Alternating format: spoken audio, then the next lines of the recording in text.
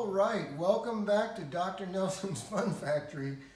So last time we left off, I had done all the sanding on my chestnut deck, and I had treated it with the wood hardener, and then I came back and gave it another fine finish sanding, and then put a series of 5 coats of paste wax on the surface of it, each time laying down the wax, allowing the solvent to evaporate off, and then buffing that back with a soft cloth. But I want to talk a little bit about some of the sanding techniques I used to take it from that very coarse, rough shape to the fine surface that I landed on before I started applying my final finish. And so we're going to talk a little bit about some of the tool resources that are out there and available for you to use, and why you might choose one over another. Issues and concerns might have to do with economy, or it might have to do with the nature of the workspace that you're in. But let's dive into this by starting out talking a little bit about mineral abrasives, which is what sandpaper is used out of. So, you know, the earliest forms of sandpaper included things like shark skin that was dried and then used to smooth surfaces down. But essentially, it's about taking something that is harder than the work surface and creating little tiny particles that can then be worked onto that surface of the material. And the most common way that you might be familiar with is what's generically referred to as sandpaper, because once upon a time, sand or silica was an abrasive, right? So we know that beach sand is abrasive, right? And we know that beach sand can be fine or can be coarse, depending on how small that particle is broken down. Well, the way that we refer to the size of those particles is with a system that's called grit. And grit is basically measuring a 1-inch square, and the number of holes that fit into that 1-inch square gives us our numerical value of that grit. So a coarse abrasive, like a 16 or 24 grit, would have 16 to 24 holes that fit in that 1-inch square. And then a 36 to 40 grit would have twice as many holes, which means that the particle size is reduced by half. And then so on and so forth, till we get down to some of these extra fine abrasives like 400, where if you can imagine the difference between 16 holes fitting in a 1-inch square and 400 holes fitting in a 1-inch square, it gives you a little bit of an idea of what that particle size looks like. So in general, we use coarse abrasives for the rapid removal of material where we're not necessarily concerned with the final finish. We're more concerned about just roughing that material down, right? But if we are concerned about eliminating the scratch marks that we put on the surface with those coarser abrasives, then we need to work with a series of grits that move from extra coarse to medium to fine to very fine, and on down the line until we reach the ideal surface for the particular project that we're working with. So I have a couple of examples of some different types of abrasives here on the table. I also have a few examples of different systems or ways that we can deliver that abrasive to the surface of our work. And so let's talk about the sort of pros and cons of one over the other, and the potential costs associated with those things. So sandpaper most commonly comes either in little sheet packets like this, and these sheet packets will sometimes be dedicated to one particular grit, or these 9x11s might have an assortment. Here you can see there's 5 sheets. one very fine at 220, two fine at 150, two medium at 100. So that allows you to step down through those different grits to get to a finer surface. This is what we call paper mounted. The next grade up from that is what we call cloth mounted. And so cloth mounted abrasives can also come in sheets, but they can also come in rolls like we have here that you can tear down to whatever is the appropriate size for what you're doing. And again, these things are primarily used for hand sanding, but they can also be used to mount onto things like quarter sheet sanders, and we'll talk more about those different types of sanders in a little bit. But we also will find abrasives in the form of discs like we have here that have the abrasive medium on one side and then have an attachment method on the other side. And the two most common attachment methods, or I'm sorry, the three most common attachment methods for abrasive discs are discs that have a hole in the center are mounted to a backing pad with a nut. Discs can also come with a pressure sensitive adhesive on the back of them, or what's called PSA, and that adhesive allows you to stick them down onto the platen or the surface that's holding that abrasive. And then what we have here is what's called hook and loop. And hook and loop is essentially like Velcro, where one side has a fuzzy side and the other side has those little Velcro curls that attach themselves to those sheets. And hook and loop is really useful because it allows you to use the sheet, take it off, and swap it to another one very quickly, and then you can go back and use these again at a later time if they're not worn out. As opposed to the pressure-sensitive adhesive, which, you know, once you've taken that off of the sander, that you're pretty much done with that, because that adhesive is going to, you know, pick up dust, or it's not going to stick back on the original barrier material that was used to cover that adhesive. So I really like this hook and loop system. It's fast, it's efficient, and these discs are also defined by their size. So the most common size these days is 5-inch, and then they may also be defined by the number of holes. So here you see 5 holes, an 8 hole, and no holes in them. And what the holes are doing is that it's allowing that dust to get drawn up through those holes for more efficient dust collection. And dust collection is a huge concern, and we're going to talk a little bit more about that when we get into our discussion of personal injury protection. So we have paper mounted, we have cloth mounted, and then we have what's called fiber mounted, which is most commonly associated with these resin bonded discs that are used for heavy duty sanding of things like metal surfaces. And so anyway, on this project I've used a combination of sheet and roll paper like this that I'm mounting to a little custom sanding block that I made, and these are very easy to make and very inexpensive. They can be made to fit your particular hand with very minimal cost. I like using multiply plywood for the base of these because it has a tendency to stay flatter and truer. And the advantage to using a sanding block like this is that it really helps stay nice and perfectly flat and true, so that if I'm trying to maintain a particular position or maintain a edge like the radius that I put on that deck, that this can follow that surface very precisely and give you a nice sharp edge. The pad mounted discs have a slight tendency to round surfaces over when you use them because of that give or the flexibility in that disc.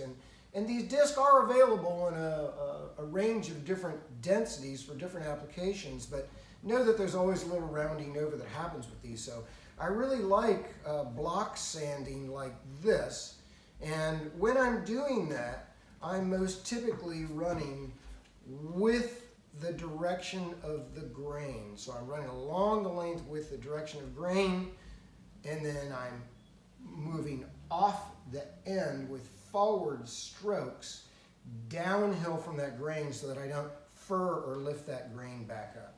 So the roughing that I did was with this 36 grit sandpaper. So that really helped me take all that material down very quickly.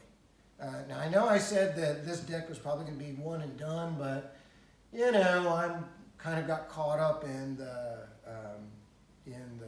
moment and went ahead and started working on another deck, which is made out of solid cherry. So we'll get back to that guy in just a minute.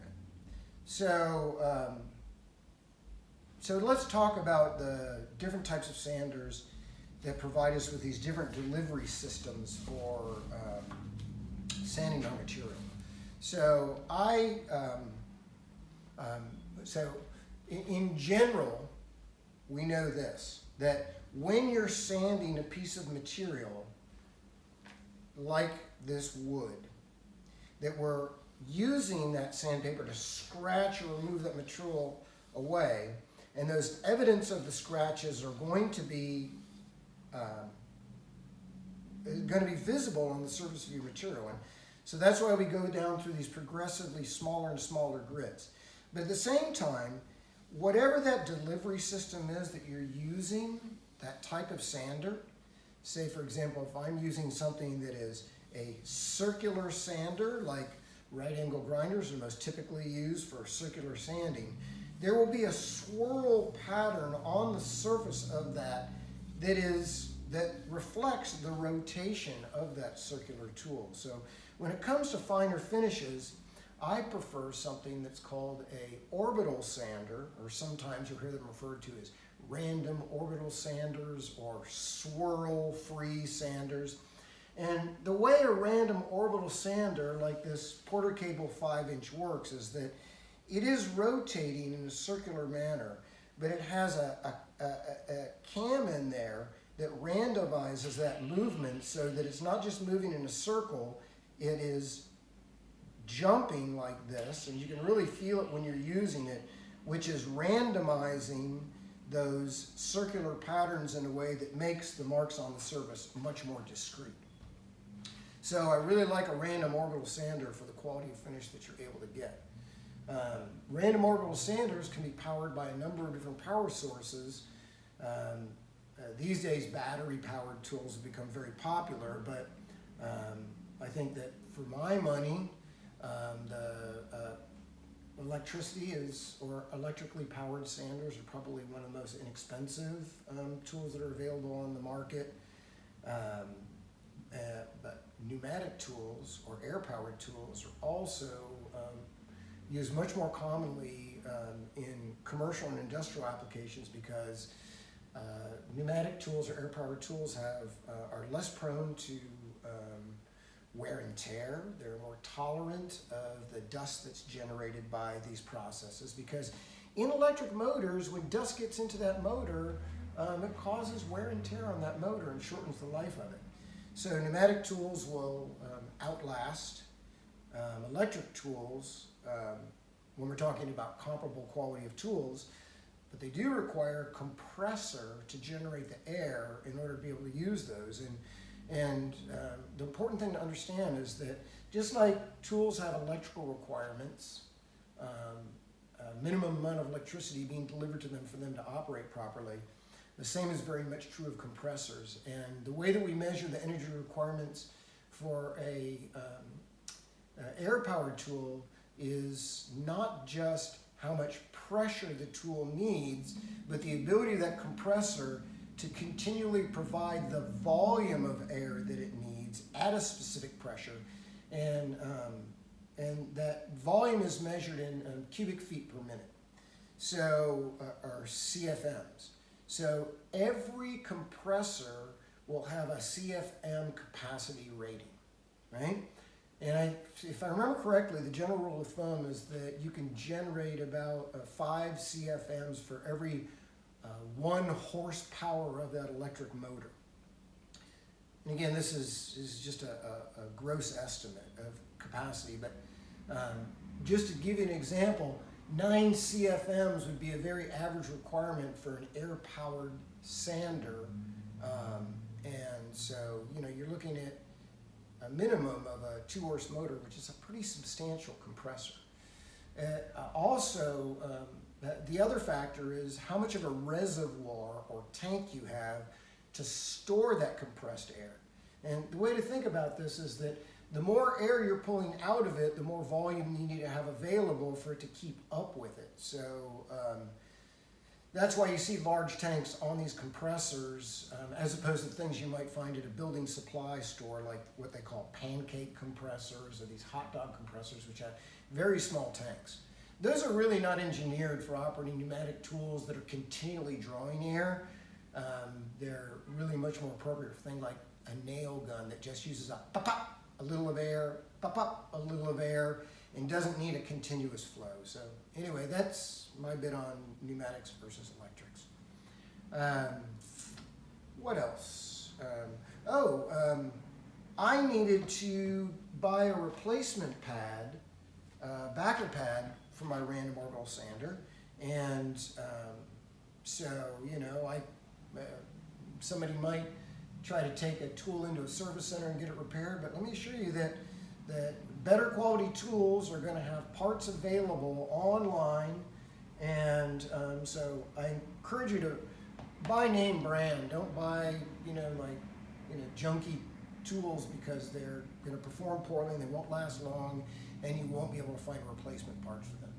I remember trying to find parts for an off-brand bandsaw that I had, and when I called the company up to talk to them about this, they told me that they had gone through 5 different suppliers for the parts over the course of the 5 some odd years that they had been offering that model, which meant that basically they're continually trying to outsource the production of these parts to cheaper and cheaper sources. So again, buy name brand. So I was able to just go online, put in my model number, find the part number, order it, and boom.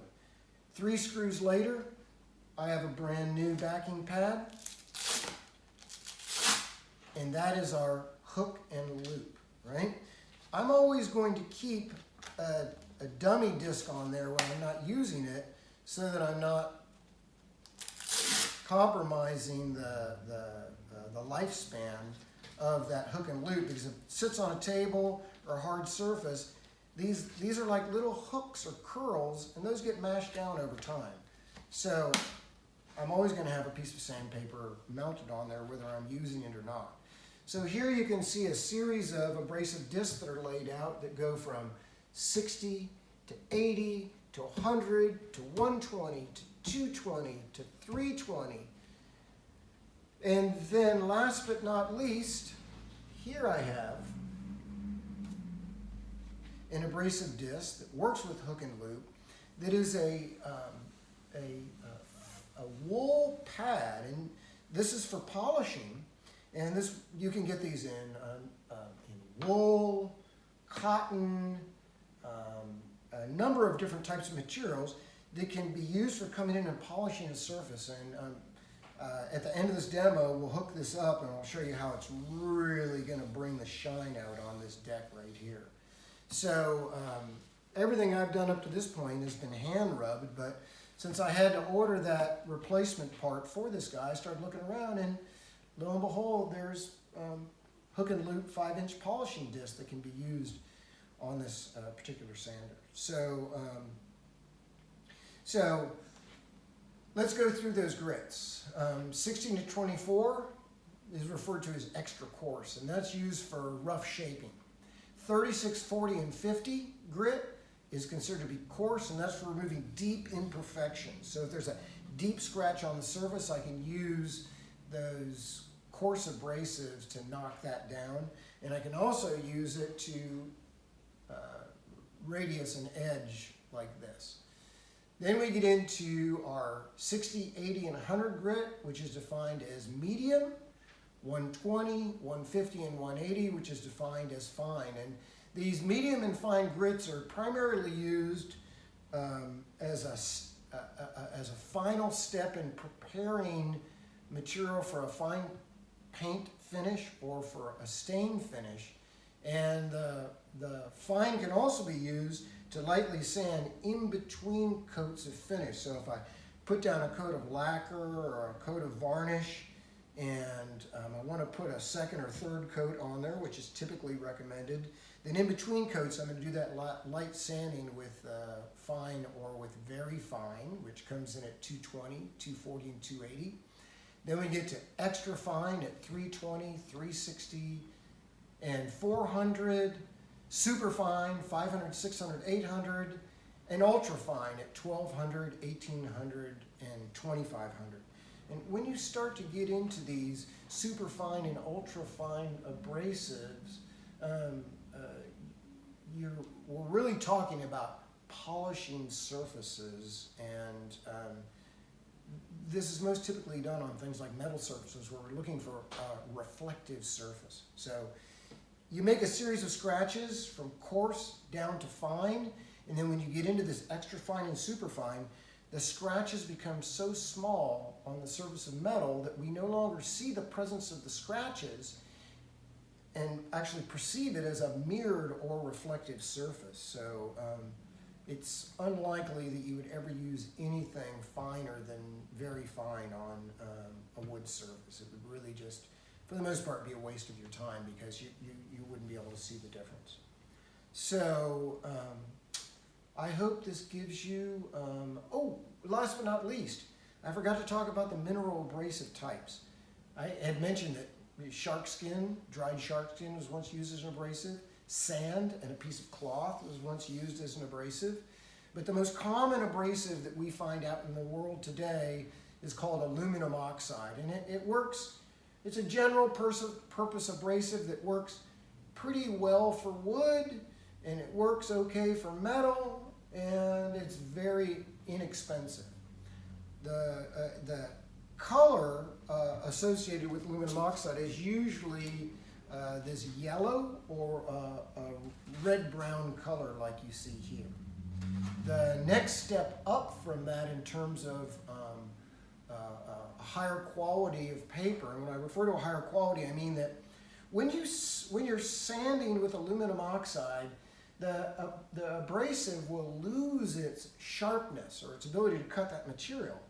And when you get into hybrid abrasives, they're engineered so that when those particles break or shatter, they break into a new sharp edge. So they last a lot longer and they have a higher resistance to wear. So the first in that class of abrasives is referred to as zirconia alumina.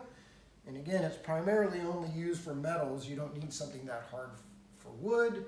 Then we get into ceramic aluminum oxides. And again, these are sort of specialty abrasives that are primarily used for metalworking. Then we have things like silicon carbide, which is engineered for working with really dense, hard materials like glass. It's silicon carbide and tungsten carbide are two abrasives that are among the few that actually are effective for sanding glass edges. Aluminum oxide wouldn't even begin to do anything but just scratch the surface up a little bit and would wear out very quickly. So next is garnet, and garnet is almost always this this kind of pumpkin color like you see here. And garnet was once considered to be the superior for woodworking applications. But again, most people use aluminum oxide these days, but garnet is different in that you get a much finer surface relative to the grain size. And then you get into things like emery and crocus, which are, again, used primarily for metalworking. So we're not going to go into a lot of detail about that today. Let's move some of these things out of the way and see what it looks like to hook that polishing bonnet up on that random orbital sander. Okay, before we jump on that random orbital, I I want to just show you a couple other things. I talked about how sandpaper can be mounted, abrasive discs can be mounted on paper, or they can be mounted onto a cloth or these resin bonded sheets like we have here. So 4-inch, 5-inch, 7-inch. These are among the most common sizes that you're going to find out in the real world.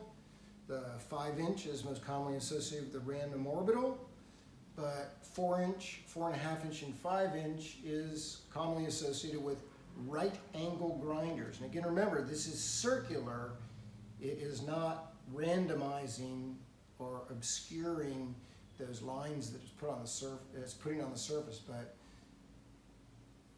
the other thing about grinders is that they typically operate at speeds that are great for fast removal of material, but those higher speeds do not work well for finer sanding or polishing because the sandpaper has a tendency to load up on those higher speeds. So we're usually using lower speeds or revolutions per minute RPMs with finer sanding. And some of the better quality combination grinder sanders will be variable speeds, so you can adjust your speed according to what it is that you're doing.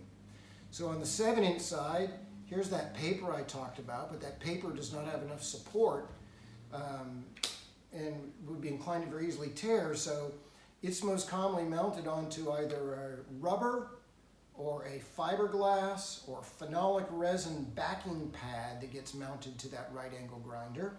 So you can see the paper mounts like this. My hex nut pushes through my center, just like so, and the paper extends out just a little bit outside the perimeter of that abrasive disc. And one thing that's important to understand too is that all of these accessories are rated for a maximum RPM or speed. So if you tried to take something that was designed to be used with a drill, because there are some really cheap sanding pads that you can get that are drill mounted, the thing I can tell you is that those things can never be mounted to a tool that operates at higher RPM. So drills typically have a maximum RPM of 4,000 to 6,000 revolutions per minute. And if you put that on something like a die grinder that runs at 22,000 RPMs, it would bend the shaft of the post that that is mounted with, and you'd be trashing your tool and shitty results. So here you can see this lists its maximum RPM of 8,500, which is consistent with most right angle grinders. So that's our backing pad for for paper.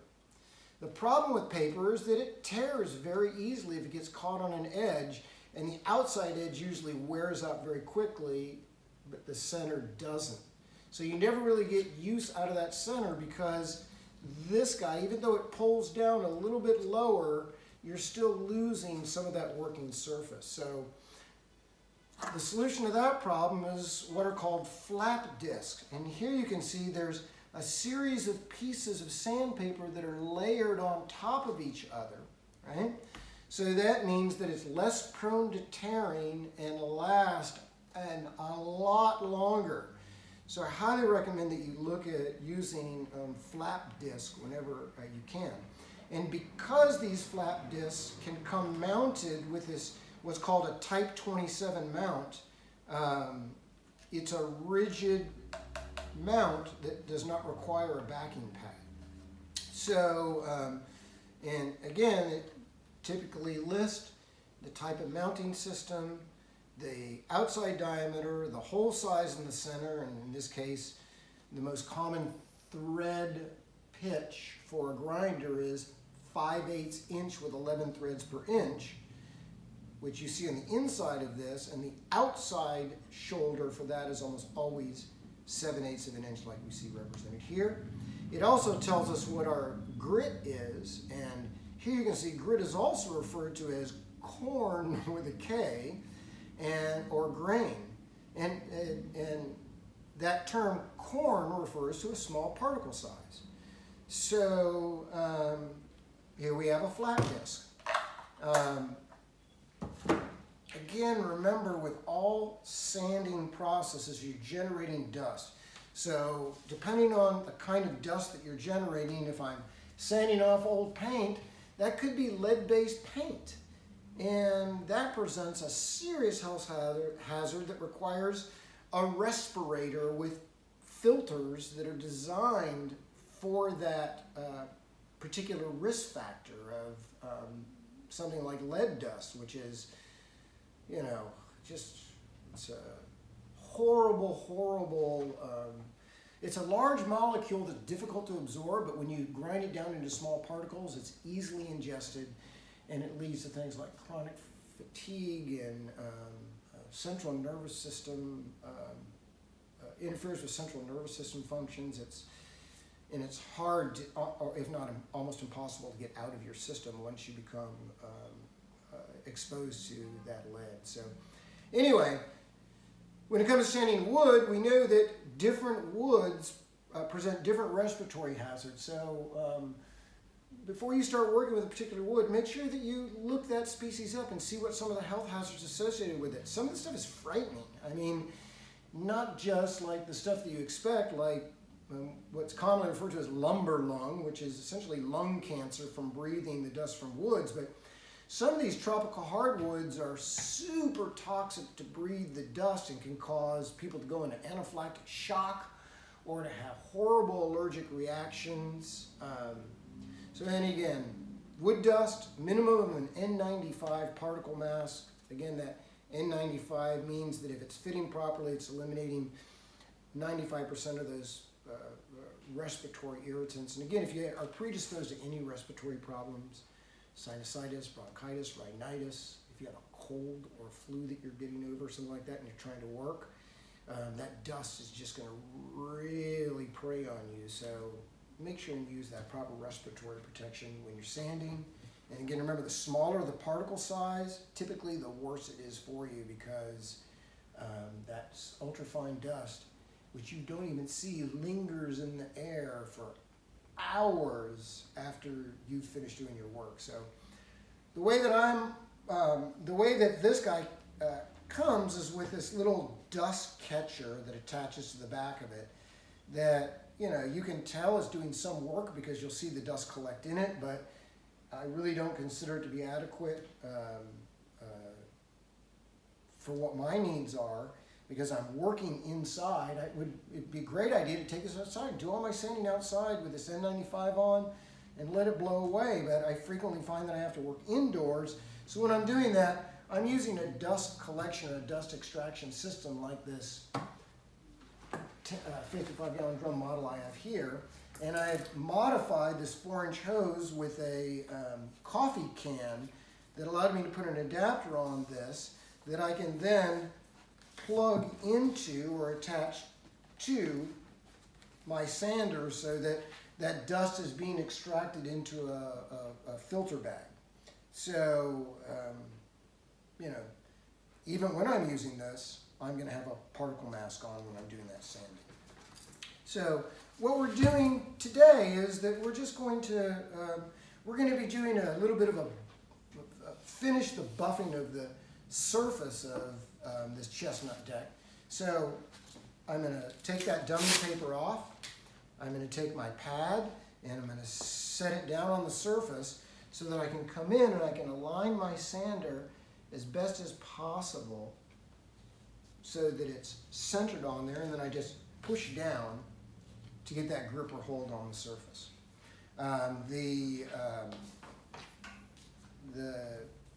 papers, the sanding papers are less fussy about being mounted dead on center, but if you're accurate about the mounting it on center, you're going to extend the life of that backing pad. So let's plug this guy in, and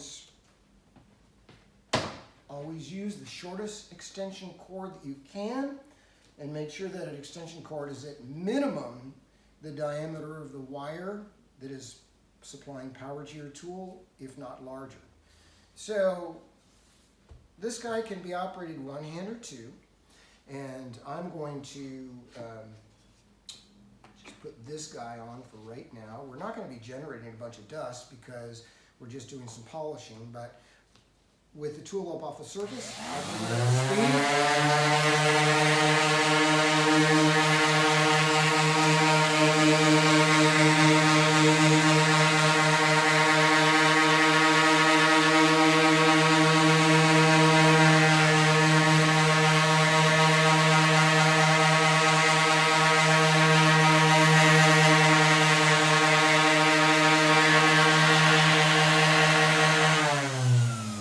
Can you see the eccentric rotation? It's not just moving in a circular pattern.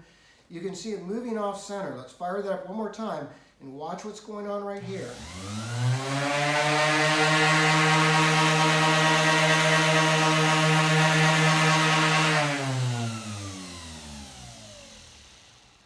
So that's that randomizing element that I was talking about that helps blend out any marks that we made by the abrasive on the surface. So that's where we're at. I'm going to finish buffing this guy, and man, we're going to be ready to mount this, to mount some trucks on this today.